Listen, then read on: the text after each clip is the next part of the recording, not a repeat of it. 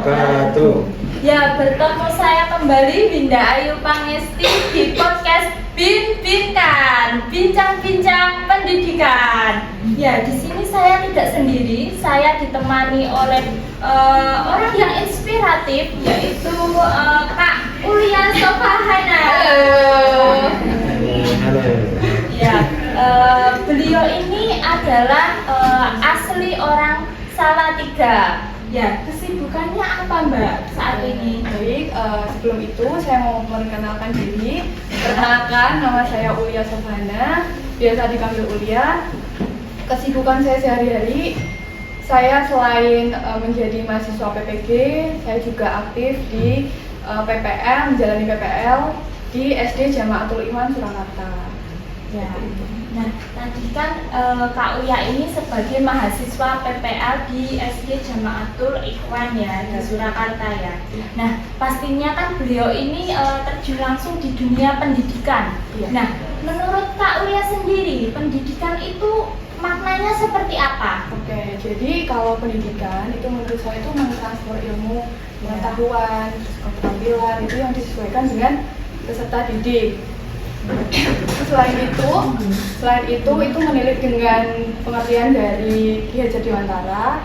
Jadi peserta didik itu yang disesuaikan dengan kodrat alam dan kodrat zaman yang sekarang lagi hits di kalangan mahasiswa PPG. Ya, baik. Jadi intinya adalah pendidik itu sebagai fasilitator yang membantu peserta didik itu untuk mengembangkan bakat dan minatnya sesuai dengan kodrat zaman dan kodrat alam, Ya, betul. untuk mencapai tujuan yang pembelajaran yang setinggi-tingginya. Ya, betul ya? Ya. Ya. Nah, menurut Kak Uya sendiri, pendidikan yang memerdekakan peserta didik itu yang seperti apa? Oke, baik. Kalau bicara tentang pendidikan yang memerdekakan, itu berarti kan memiliki pengertian bahwa merdeka itu artinya bebas. Berarti peserta didik itu memiliki kebebasan untuk menentukan sesuai dengan tujuan pembelajarannya sendiri gitu. Iya. Jadi di sini guru itu hanya sebagai fasilitator saja, sebagai penunjang saja. Jadi misal peserta didik itu memiliki kemampuan awal, memiliki kebutuhan masing-masing, memiliki minat masing-masing seperti itu. Jadi nanti ada peran guru dan peran orang tua. Ya. Jadi gini Mbak, peran orang tuanya itu sebagai misal si peserta didik ini nih punya tujuan pembelajaran segini gitu.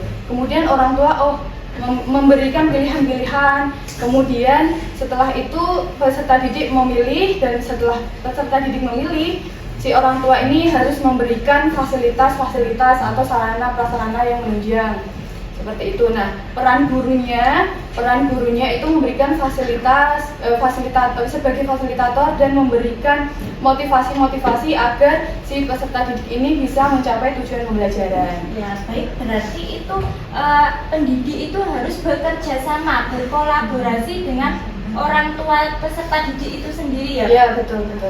Harus ada penunjang antara orang tua, guru, maupun lingkungan sekolah yang memberikan lingkungan yang kondusif, yang inklusif seperti itu. Jadi peserta didik ini nyaman buat untuk mencapai tujuan pembelajarannya. Ya.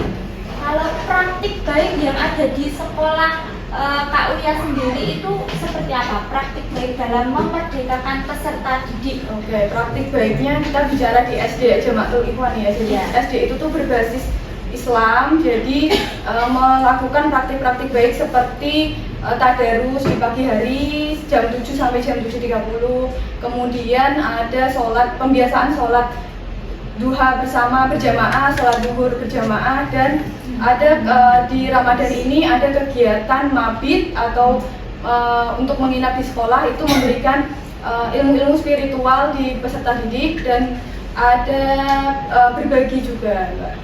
Mabitnya itu berapa hari ya Kak ya?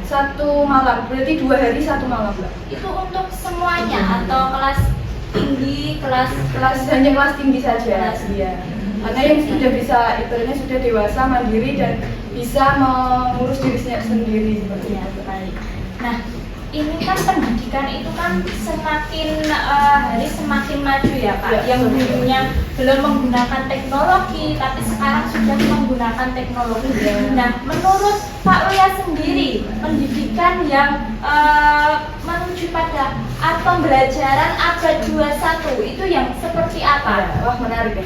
Jadi Ya. pendidikan abad 21 ini nih pendidikan yang selain memberikan pengetahuan juga melibatkan keterampilan-keterampilan yang mengintegrasikan dengan teknologi. Jadi keterampilan apa aja itu? Jadi kayak keterampilan berinovasi, keterampilan mandiri, keterampilan kreatif, terus kemudian literasi digital seperti itu.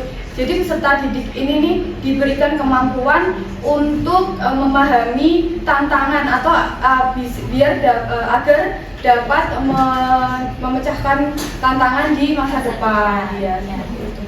Nah, tadi kan sudah ada praktik baik yang ada di sekolah Iya. Pak Uya. Nah, tantangan yang sekiranya dihadapi di sekolah Pak Uya sendiri itu apa saja tantangannya? Jadi bicara tentang tantangan itu kan karena tadi peserta didik itu yang harus merdeka, jadi diberikan keleluasaan. Jadi tantangannya itu ada di gurunya, Mbak. Ya. Jadi gurunya ini tuh bagaimana merancang sebuah pembelajaran yang disesuaikan dengan kebutuhan, minat, dan kemampuan peserta didik itu. Jadi guru itu harus merancang pembelajaran yang bisa memfasilitasi setiap peserta didik itu, Mbak. Ya, jadi intinya tantangan itu sendiri berasal dari gurunya ya, harus Iya. dapat membuat inovasi ya, media pembelajaran yang dapat mengembangkan potensi, minat dan bakat dari peserta didik tersebut. Nah, solusinya itu seperti apa? Kalau ada tantangan itu kan pastinya ada solusi Iya, yang betul. harus dilakukan. Jadi karena tantangannya itu ada di guru, berarti solusinya itu juga harus dari gurunya, Mbak. Jadi solusinya itu guru harus bisa mempraktikkan rancangannya itu sendiri. Itu seperti misal di SD Jamaatul Ikhwan itu seperti pembelajaran membuat proyek. Jadi siswa itu diberikan keleluasaan untuk memilih minat-minat dari masing-masing peserta didik. Iya. Ya, jadi disesuaikan oleh minat dan bakat dari peserta didik ya.